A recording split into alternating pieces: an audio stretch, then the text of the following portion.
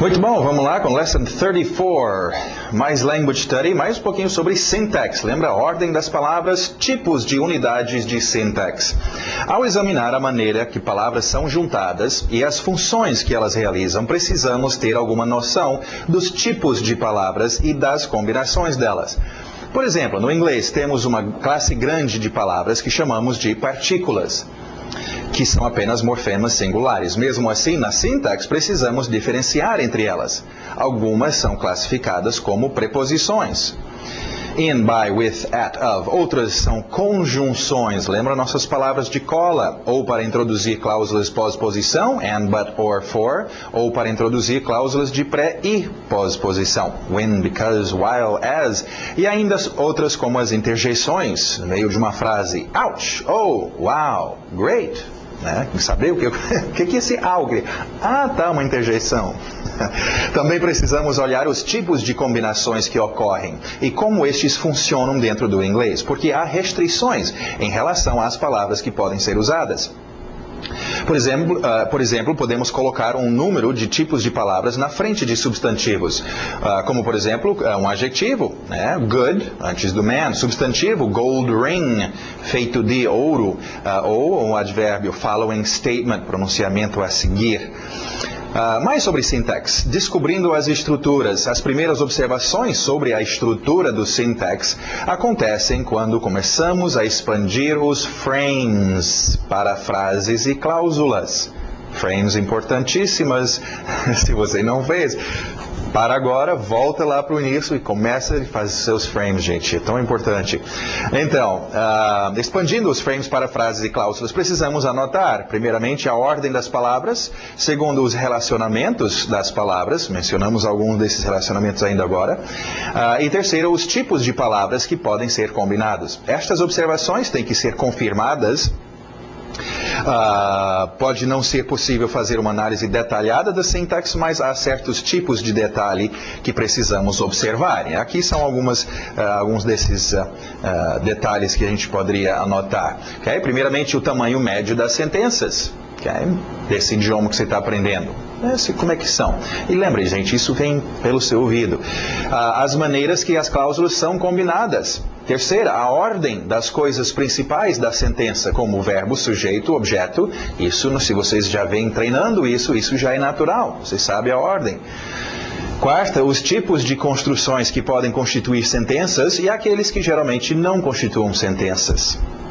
Vacilar entre palavras numa sentença não é tão ruim quanto parar no meio de uma palavra para descobrir o final correto. Mesmo assim, todos os traços do inglês têm que vir a ser perfeitamente automáticos. Não é possível dominar os detalhes do syntax sem praticar ouvindo o inglês. E treinar também, reconhecer e produzir expressões. Lembra das suas expressões antes não encontradas? Precisamos ficar tão acostumados em perceber expressões que, ao falar, começamos a nos expressar automaticamente através destes modelos de frases naturais. Então, um pouquinho mais aí sobre syntax. Continuando com mais objetos. Employer. Employer vem do verbo to employ, empregar, dar emprego para alguém. Então, employer é quem faz aquilo. Lembra do sufixo er no final? Okay, employer. Agora, employee. Dois i's no final. Employ, que é o verbo employ, aí coloca um i no final. Então, é employee. Employee. Tem que ter aquele izinho extra. E também vindo do verbo employ, mas com outro tipo de sufixo. Okay? Moment. Moment. A good moment, many moments. One moment, please. Theater.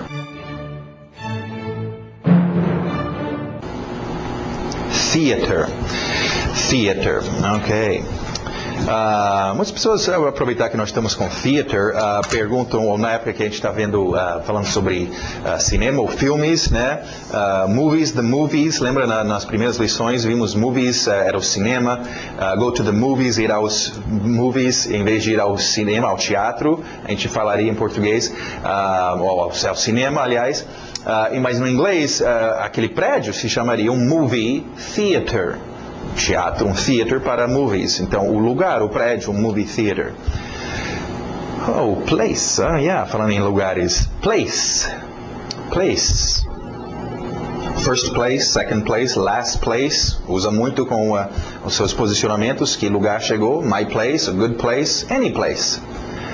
Favor. Favor. Can you do me a favor? Fazer um favor. Leisure. Quem não gosta de um leisure? É esse tipo de leisure não é raio laser, aí já é laser. Leisure. Suitcase. Vai precisar do suitcase para ir na sua viagem de leisure. E talvez você vá num ship. Ship. Boat. Boat, ship é um tipo de boat, barco, mas geralmente a gente referindo a um boat é menorzinho do que um ship. Okay? Palavras de ação, to accept, passado regular, ed, e tem um T, então faz o ed normal, accepted. He didn't accept the job. I accepted the gift. To owe. Esse não é um verbo muito bom para fazer. Tenta não fazer esse verbo. To owe, passado regular, ed. Aliás, acrescentamos só o D, mas também a pronúncia só do D. Owed. Owed. É esse tipo de dever, não é o verbo auxiliar. Você deve estudar, deve fazer alguma coisa. Aqui é owe, tem que pagar. You owe me some money. I don't like to owe. I owe you my life. Muito bom, continuando, mais verbos. To rent. Forte no R, forte. To rent, passado regular, ed, e o som do ed, rented. Bem comum essa palavra do dia a dia, ou esse verbo, então muito comum tirar o T, rented. Rented an apartment, rented a house. De rent. Rent também serve para o objeto aluguel. Pay the rent. Pagar o aluguel. How much is the rent? Quanto é o aluguel? How much is the room to rent?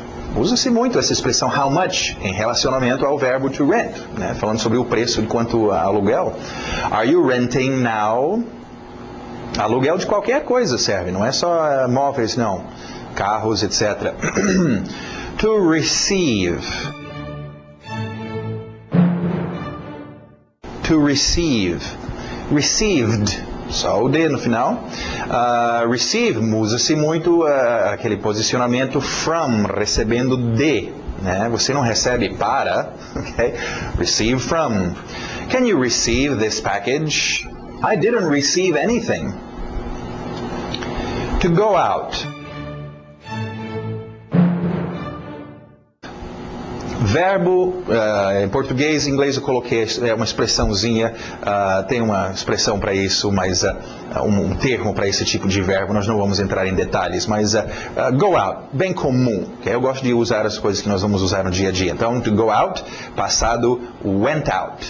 Okay? Geralmente perde o T, went out the door, went out to the movies, went out with my girlfriend, went out, pode ser fisicamente só sair do lugar, mas também, como no português usamos sair no fim de semana, para onde é que você quer sair, where do you want to go out? Go out to eat, bem comum, sair para dar um lanche, comer. When do you want to go out? I want to go out with you. To order.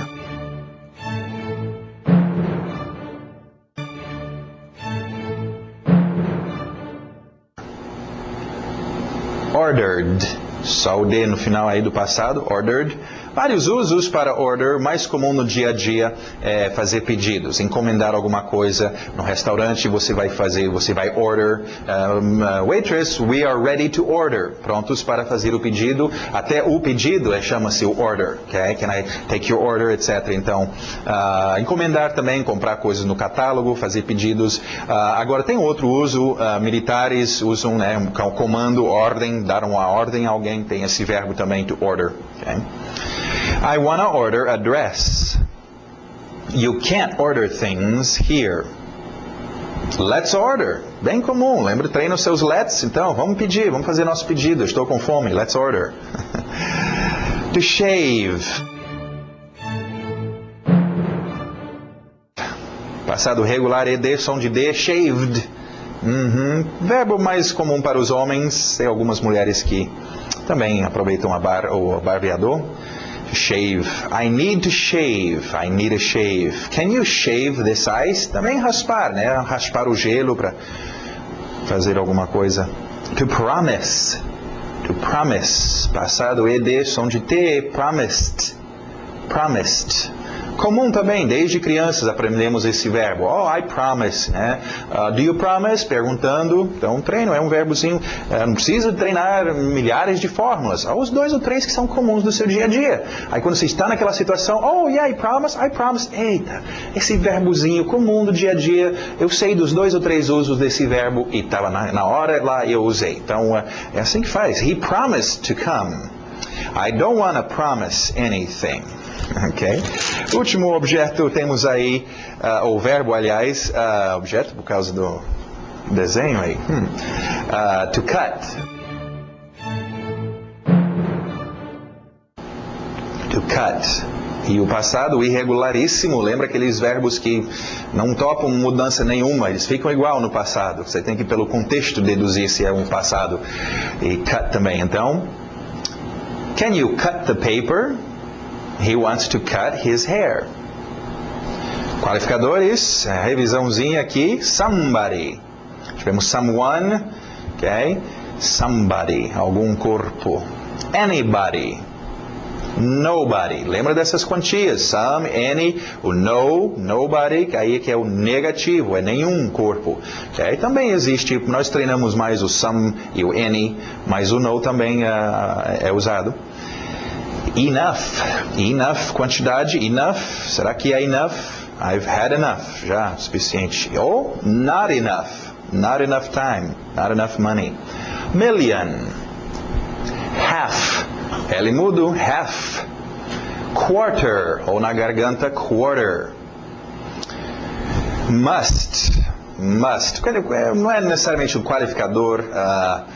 Seria um verbo auxiliar. Eu joguei aqui para vocês não confundir na gramática, colocar no grammar só por causa dele. Mas verbo auxiliarzinho que existia, os britânicos ainda usam muito, mas norte-americano é raro. Entra de vez em quando, mas geralmente nós vamos usar o have to, ou hoje em dia o gotta em vez de must. Então, you must study, you gotta study. Okay. Mas, então aí você deve fazer tal coisa, indica a autoridade do falante, né? Você precisa fazer isso, teu pai está falando, você deve fazer, mas é basicamente igual a should ou have to, é mais como have to, gotta também. Ok, e mais alguns exemplos aqui de sufixos, lembra? É interessante, nós usamos muito, então acostuma, naqueles que são mais usados no dia a dia, palavras comuns do dia a dia, vamos ver aqui. A gente acrescenta, tem a palavra do início e a gente vai acrescentar o sufixo para ver como muda o significado. Hard, qualidade aí, hard, do outro lado, harden, o verbo to harden. Soft, to soften, perde o T, to soften. Ripe, to ripen. Sick, to sicken. Ok, objeto aqui, gold, virando qualidade agora, golden. Wood, wooden. Ok, nossos expressions. Fortunately for you. Fortunately tal coisa ocorreu. Unfortunately. Ok? Eu sei que parecem enormes essas duas palavras e será que nós vamos usar mesmo? Tem algumas palavras grandes assim que são comuns no dia a dia. Então, unfortunately. Cuidado com o seu ritmo também. Não é fortunate, é fortunate. Unfortunately, fortunately. Bate no for. Dishwasher, ok? Serve para a pessoa que lava os pratos ou louça e também a máquina, ok? Dishwasher. Olha só a combinação aí de morfemas, né? Dish, prato, wash, lavar, morfema, lavador, né? Então, prato, lavador, dishwasher. Amusement park. Tivemos esse objeto já, mas só lembrando dessa expressão aí, é legal ir ao amusement park. 1.5, quantia aí, 1 e 1/metade, é 1,5. Às vezes a pessoa vai confundir 1.5 com, ele quer 1/metade. Meio, ele quer 1/metade. Não, ele quer 1 e 1/metade. Ou 1,5, 1.5. I doubt it. É um também, eu duvido isso. Ok, os seus in-laws. In-laws, seus parentes de casamento, se eu ouvir alguém dizer, esse fim de semana passei lá com os in-laws, etc. Vocês que são casados, vocês têm então a sua família. Interessante observação, pode ser, eu não pesquisei isso ainda, mas uma diferença cultural, eu não sei, mas para norte-americano, nós, quando casa, a família da sua esposa, do seu marido, acaba virando a sua família também, literalmente.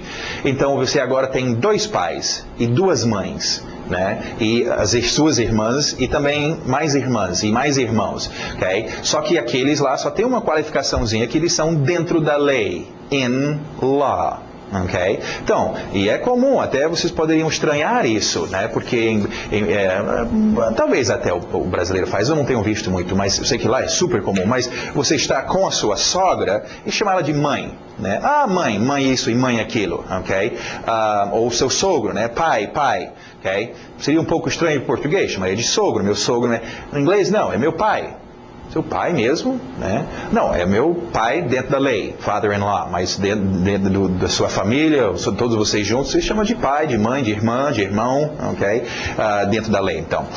Mother-in-law, father-in-law, son-in-law, daughter-in-law, brother-in-law, sister-in-law. Muito bom. Ok, no Grammar, só aproveitei o espaço do Grammar para colocar um negocinho interessante.